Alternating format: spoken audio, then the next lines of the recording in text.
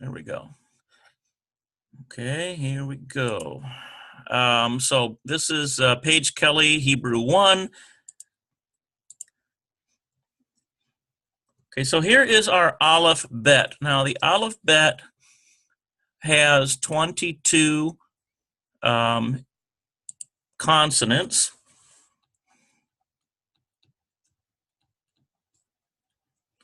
Remember that none of these are considered vowels. And there are 4 twin letters. And there are 5 finals. So the finals you're going to see in this column.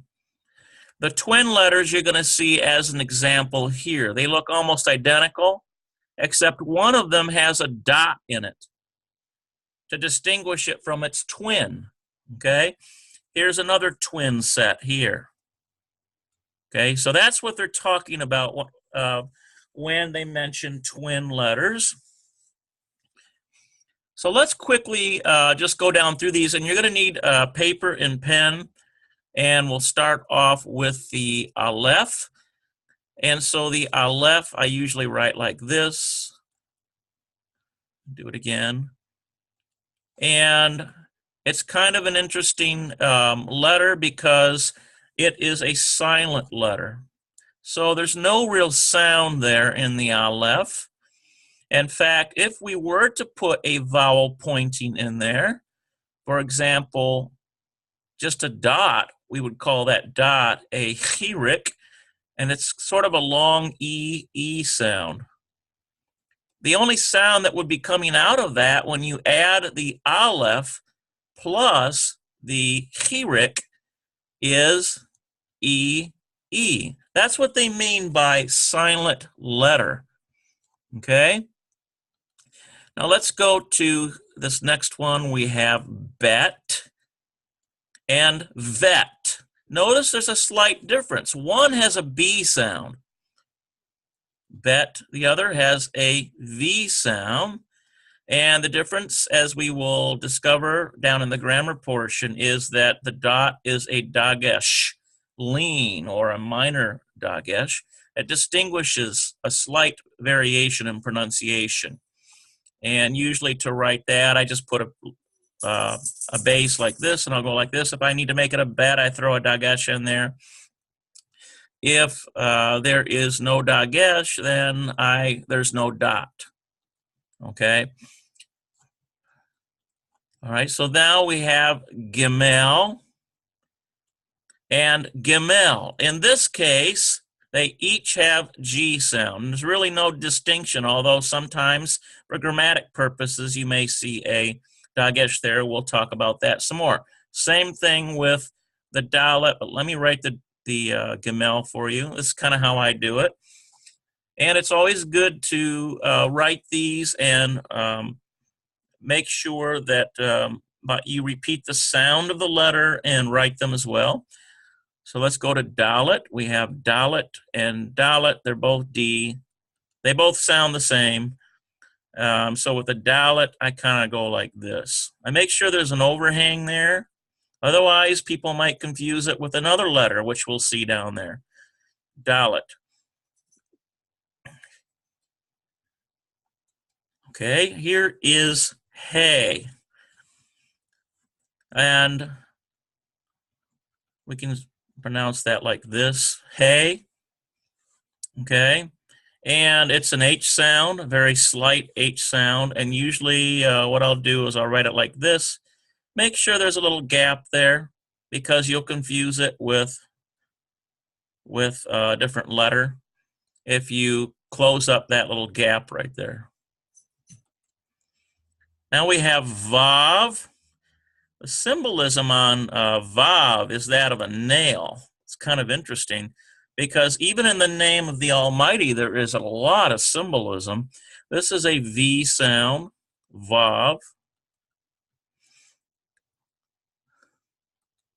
Now we have this one here we call a zayin. That's kind of a poor zayin. Let's try another one. More like this is how I write those. You see that? You notice that there's kind of an equal overhang here and an equal overhang here, and it's sort of a stem going right down the middle of it. Zayin, as in Z sound.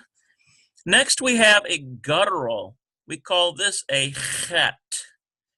Notice the pronunciation, chet. And this can be confused with this one here, but it's totally closed, like this, chet. And this CH transliteration is sort of a hoarse, almost like you're coughing up phlegm of some sort. Now we have tet, which is a T sound. Okay, not all that notable, although it's a little difficult to write it. I usually start here, and I come around here, and I tuck it in like that. Tet. Very smallest letter of the Hebrew alphabet is Yod, and it's sort of a Y sound. And I just kind of go like that, almost like a, just kind of give it a tail there when you're writing it. Now we have another set of twin letters. The very first with the dot in it is Kaf. And so to write that, I just kind of, it's like a reverse C, Kaf. Its twin, however, does not have a dot, and so it's Chaf. And it's sort of transliterated like this, C-H-A-F. There's no dot in there, so it's softer. Okay, now what is this here? Here's our first final. Okay, we're going to explain about these, but in this case, it's known as a Chaf final form or Sophite. But basically, to give you sort of a quick version, is that whenever this letter shows up at the end of a Hebrew word, it instantly transforms into its final form. Okay, if this letter were to show up at the beginning of a word, it stays this way. Or the middle, it stays this way. But if it shows up at the end, it shows up like this. That's essentially how those work. All right, so here is Lamed, sort of the shepherd's crook. I write that sort of like this, Lamed, L-A-M-E-D. There's no final form for Lamed. Now we have Mem, M sound, and to write that, I sort of come around like this, and I give it a little tail. And then what happens if Mem shows up at the end of a word? For example, Mayim. Well, it transforms into this. And you notice the difference is that in the regular Mem, there's a little gap there. This does not have a gap. It's closed. So that's how you distinguish. And it's only at the end of a Hebrew word where you will see this. So, for example, in the Hebrew word Mayim, we'll start with a Mem because Mayim is water. We'll put a A vowel there. We'll put a Yod to get that Y sound. Here's a Hirik, Mayi. And we'll use our final form Mem. So it starts with a Mem and it ends with a Mem. But notice because this letter has a final form, it transforms to this. All right, let's go to Noon. And notice that in this case, Noon also has a final form. So Noon, I just kind of give it a little bass and go up like that, and it's N sounds. With this here, it's you kind of start from the top and just come straight down, and that goes below the line. So let's say there's a line. We've got line paper. The regular one sits on the line paper. The final form literally extends below the line, and that's what they're talking about here. All right, let's go to this one here, another guttural, Samech. And notice the guttural sound at the end. I give it a roof, and I come right around like a bowl. Samech. That should be an H there. All right, I apologize. My writing is not very clear tonight. So let's move on down here. All right. So now we have another silent letter. Ayin. Okay, that's the same, almost the same, works the same way as an aleph, remember, was our silent letter. And it's sort of a reverse Y. Ayin. So that's kind of a, let's try another one. I'll try to do it a little better. How about like this? And it kind of comes out like this. There we go. That's better. I'm more happy with that. Okay, so now we have another set of twin letters. Notice that one of them has a dot in it. And so that makes this one pay. And I start kind of like this and I go around. Oops. Yeah, that's right. No, that's not right. That's reverse. I don't know what's going on. I got Hebrew dyslexia going on tonight, guys. There we go. Pay. And then this one becomes Fey. F-E-Y. Fey. Because it has no dot in there. All right. And notice that only the Fey, the one without the dot or the dagesh, has a final form. And you notice that it too extends below the line. All right, so now let's go to Sadiq. Now, they've done this correctly. It's TS sound. For example, as in nets or nuts. I like to write it like this, T-S-A-D-I-C, Sadiq. So I've seen it sometimes written like this, Sadiq, like that. Those are just transliterations. We're trying to approximate the sound, see. Okay, so it has a final form as well. And so you know that it's going to extend below the line. And the only one of these final, so here's 1, 2, 3, 4, 5. Okay, so this is the only one that does not extend below the line. So that's an interesting way to remember that. This is the mem sophete, or the final form. All right, so now we have kof. This is a tough one to write. I usually start like this, and I come around like this. It's hard to write that one. Let's try it again. There we go. Maybe that's a little better. Q-O-F, and it's sort of a Q sound. Now, they've got K in here, but I think it's more of a Q sound in the Sephardic. Let's go to Resh. Resh does have a little bit of a trill, you'll notice, in the pronunciation.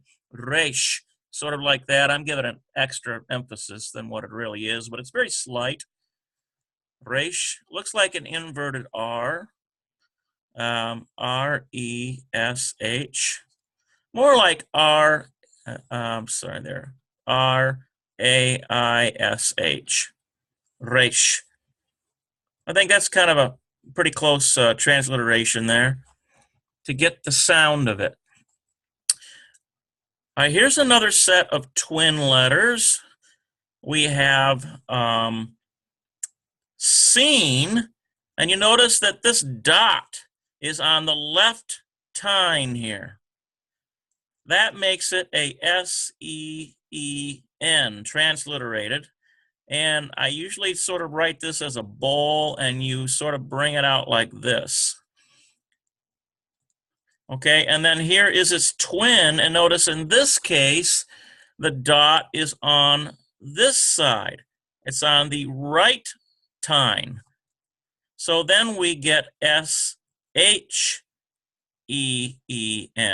Sheen, it's softer because you got the H sound in there, so it's much softer. So seen and sheen. Okay, now we have tav. And notice they're putting a dagesh in there, but it doesn't change any sounding. It's all the same in this case. Tav is the final letter. And to do a tav, we kind of go like this, and we give it a little stem and make sure it has a foot. That foot is important on the tav so that you can distinguish that letter from the rest of them. So that is the Aleph Bet. Now we're going to move on to the grammar portion, but before I do that, I want to give you an opportunity. If there's any questions, I can answer them. We can put it back up there, and I can show you if there's any of those letters that you're questioning. But the Aleph Bet is pretty straightforward. The only thing that makes it, excuse me, somewhat difficult is the rote memorization. But once you get it memorized, once you get it memorized, then you're going to be on your way. Now, I want to clarify something. The PDFs that I send out, the documents, are the exercises. So when we get to the exercises, I will send you the exercise portion to your email, and it should be in a PDF form. That's correct.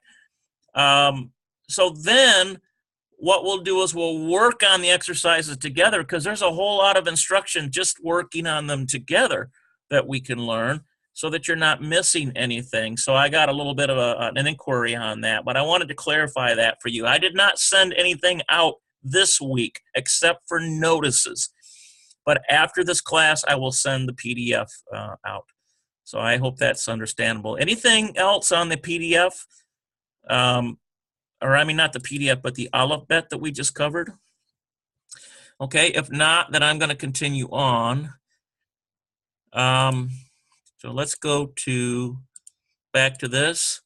And let's go now to our grammar information. So, of course, this program has, in pronunciation, it has a Sephardic pronunciation, which is more Middle Eastern. So that's good, because that means it's closer to biblical, it's closer to classical, and the more classical, the closer to paleo. If you're sort of a paleo buff, and there's some people out there that are, that's good.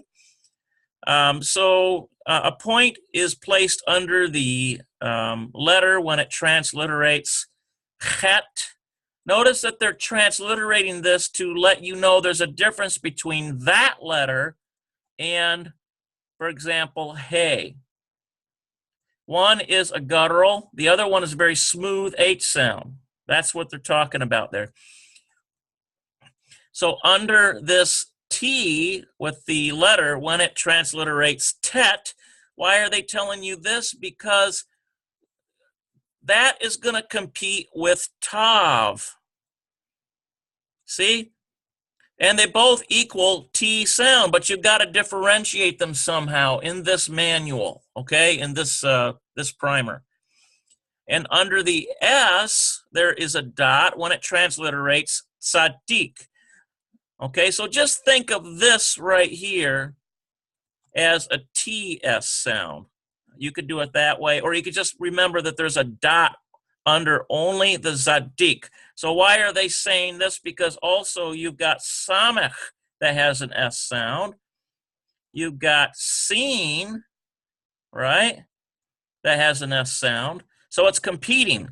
So in this case, when you look at the exercises, the S has a dot under it, which alerts you to the fact that it's a tzaddik right there. Okay, so this is to distinguish these letters from others that have similar sounds. So there are 22 letters in the Hebrew alphabet. This number is arrived at by counting seen and sheen as variant forms of the same letter, equals twin letters. Okay, so the Hebrew alphabet contains no vowels. That's why when I was reading Bereshit, you didn't see any vowels in there. But we're going to start out with vowels, of course, because at the beginning you have to know the sound and only can be arrived at by vowels. So, but the letters themselves are consonants. This is because ancient Hebrew was written without vowels. Its correct pronunciation was based upon an oral tradition handed down from generation to generation. So isn't that something? Hebrew is almost like a language that was, it's like, it reminds me of those cereal boxes where they would give you this puzzle and you get this little code generator thing or this code decipher, and you put this over the puzzle and it shows up the answer. I remember they had those a long time ago when I was younger. But Hebrew, it's like this: unless it's passed to someone orally, let's say back in ancient Israel, they'd have no clue. They wouldn't be able to read it unless they would know the sounding that is inherent within the combination of letters. So a written vowel system was devised in the period AD 500 and 1000 for the primary purpose of preserving the oral tradition. So that's where the Masoretes come in. A text without vowels is called an unpointed text. Synagogue scrolls even today are written with an unpointed text. So these guys that are reading these Torah scrolls, there's no vowel pointing in there anywhere. They just know what it sounds like. As are most books, magazines, and newspapers printed in modern Hebrew. And this is the way it is in Israel too. You won't see vowel pointing. The written vowels are of great benefit to the beginning student and will be studied in lesson 2. So we're going to go over those in lesson 2. So the first letter in the alphabet is ALEPH, and here it is transliterated, but it must not be confused with the English A or the Greek alpha. The latter two are vowels, while ALEPH is always a consonant. This is one of the reasons why we believe that Revelation was originally written in Hebrew. And there's an entire teaching on this, because just give you sort of a short synopsis, where it talks about I am the beginning and the end. In the Greek, it uses the aleph, or I mean the alpha and the omega, which is the beginning letter of the Greek alphabet and the ending letter. Well, in this case, notice that the alpha is a vowel, but you've got a vowel and a consonant. And so, but with Hebrew, you've got a consonant and consonant. So you've got uniformity there. That's one of the reasons, aside from the Crawford edition revelation that was discovered in a French monastery, and I think there have been some other texts as well. But I thought I would throw that in. So this letter is a consonant only. So the latter two are vowels, while aleph is always a consonant.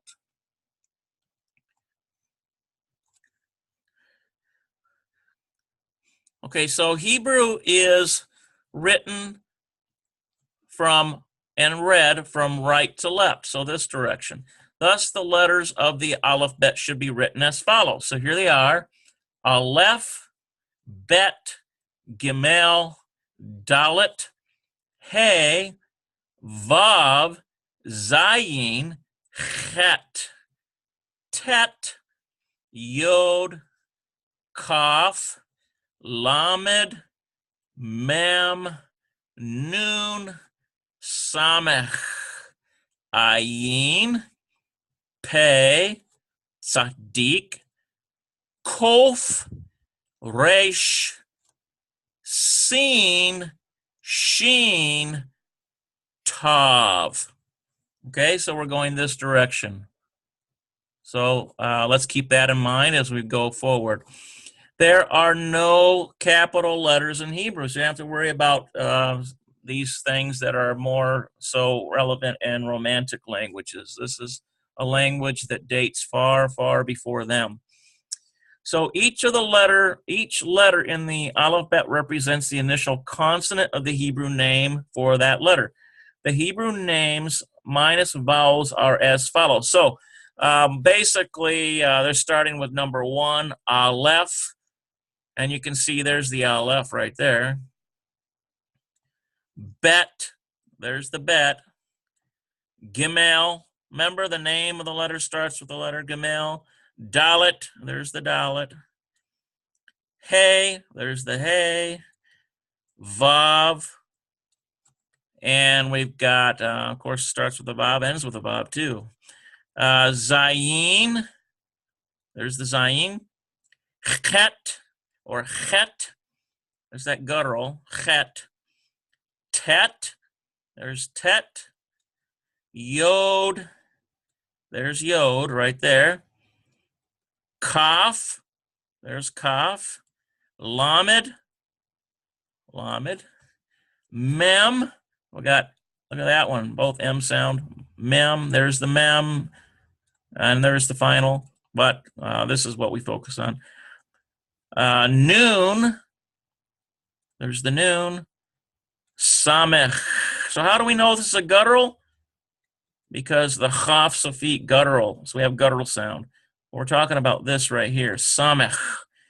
Ayin, starts with an Ayin.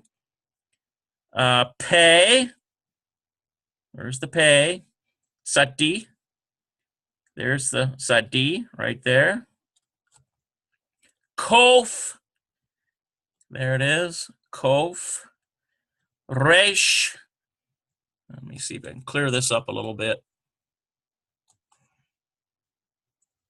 All right. There's Resh, and here is the Resh. Sheen, there it is.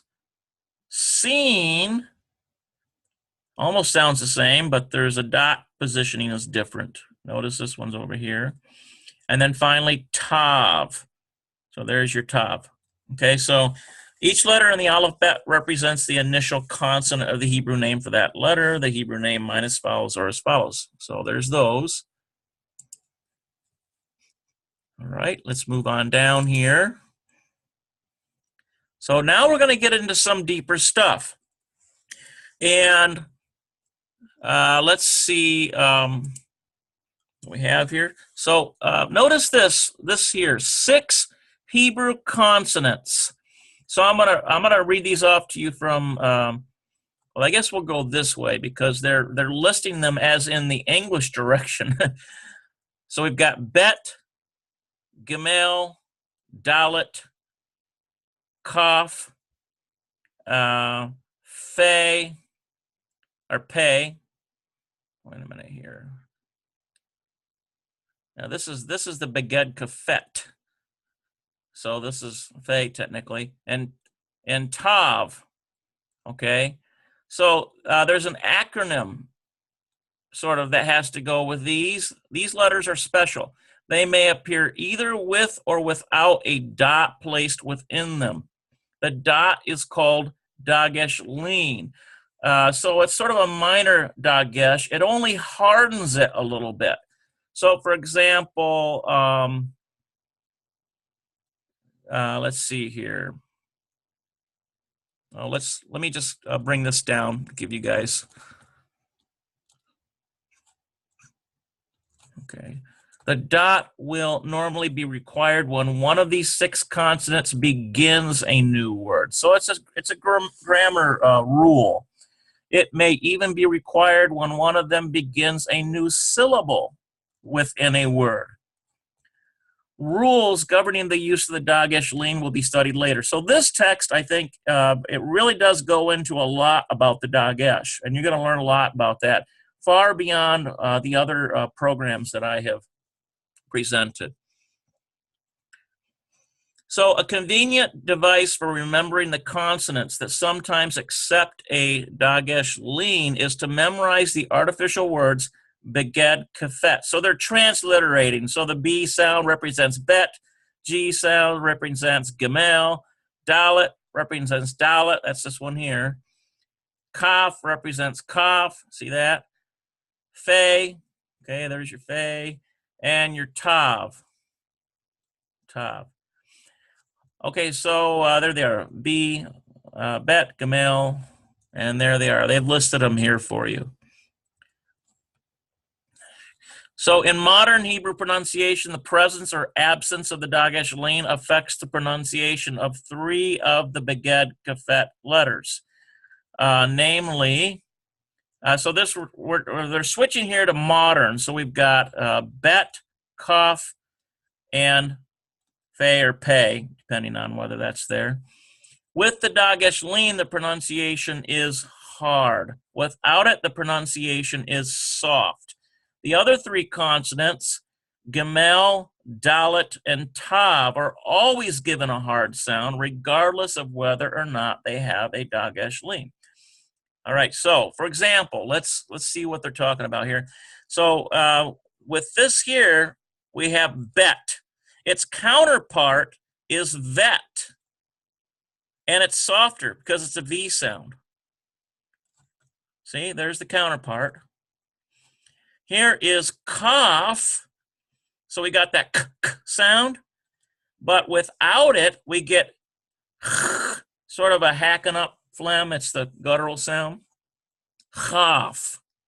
Notice it goes from k to sort of like that. Here's pay sound, pay. Without it, we get a softer fay. There's a difference between p and f. F, this F sound is much softer than P sound, okay? But if you have one of these Dagesh show up in a Gimel or a Dalet or a Tav, it doesn't change anything. They still are Gimel, Dalet, Tav. So that's what they're showing you here.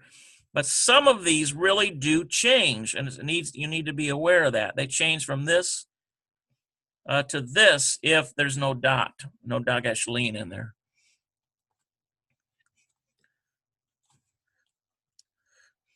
Okay, so let me check and see if there's any questions regarding any of this in the chat.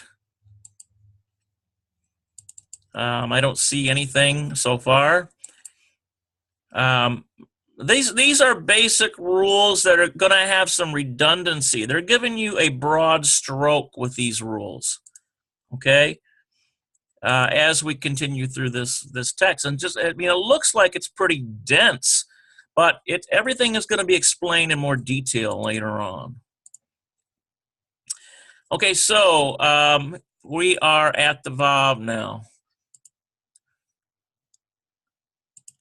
So Vav is pronounced like V in vine. The same is true of the letter bet without the Dagesh lean. So you've got this letter here. We'll try to do it here. Here's a Vav, sort of like that, equals V sound, Vav. But also, look at this letter. It's got the same sound, vet. So that's what they're talking about. But notice in this case, there's no dot. What happens if you throw a dot in there? It hardens and equals bet. So what they're saying is that there's the same sound between these two letters depending on whether or not that dot is there or not. So note also that an alternate name for the letter Vav is, here is a transliteration. It's a little softer.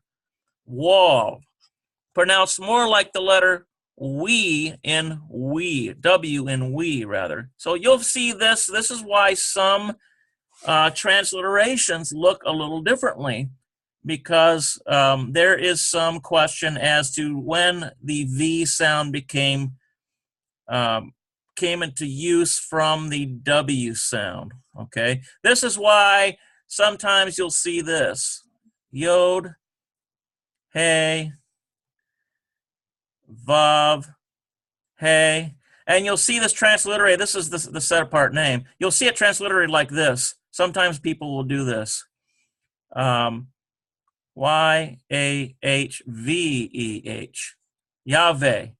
But this is more of an ancient pronunciation. This is why we get Yahuwah or Yahweh.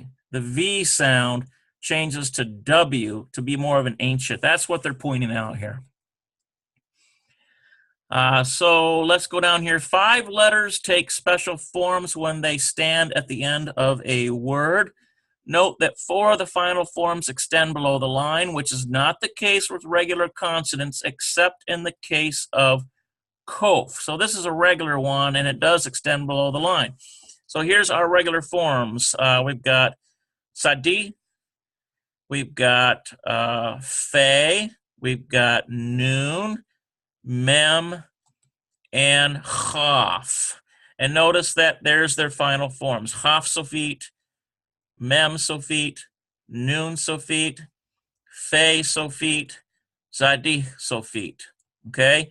So remember, I mentioned that these only show up when there is a letter that shows up at the end of a word. One of these letters, if they show up at the end of a Hebrew word, they instantly transform to one of these forms here. That's what final means. Okay, 5 of the consonants, aleph, he, chet, and ayin, and sometimes resh, are classified as gutturals because of their having originally been pronounced in the throat.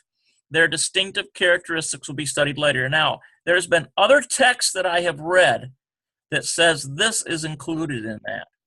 Samech. Samech, that's a C. But they're not including that in this text. So you'll see some slight variation. Certain letters are classified as sibilants because of their S sounds.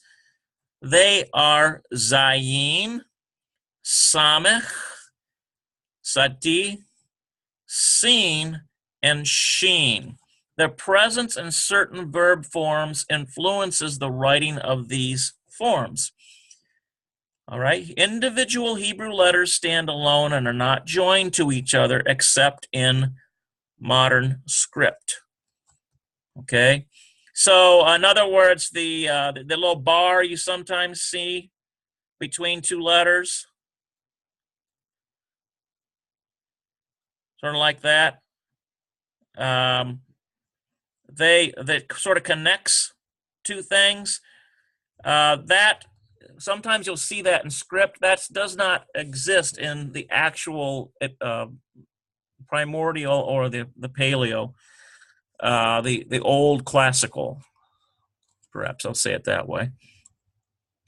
All right, so we have made it to exercises. So these exercises I'm going to send you guys, and I think we've got about 45 minutes in tonight. That's pretty good. So I was happy to present this to you guys. And before we go, any last questions?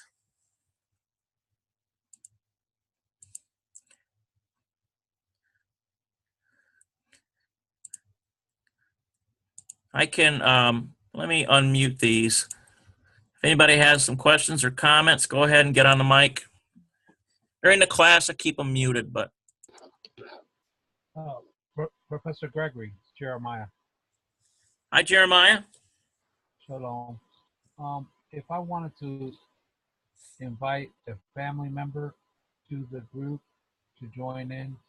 Okay, let me stop you there, Jeremiah. I apologize. I cannot hear you at all for some reason.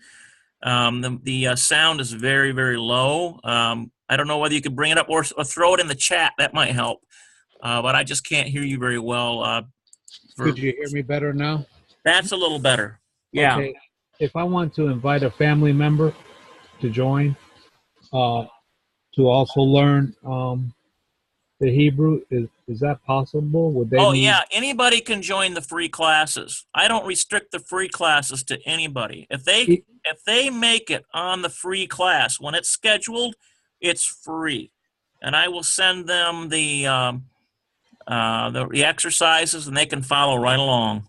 Even though they missed the first and second class? Yeah, that's fine. What you'll have to do is sort of help them along. Yes. If you are so inclined to do so. Yes. Okay. Thank you. Okay. All right, guys. It has been a pleasure. It has been a pleasure. Go ahead. Anybody? Okay. All right. It's been a pleasure, and I will send out a notice for the next week's class. And I hope that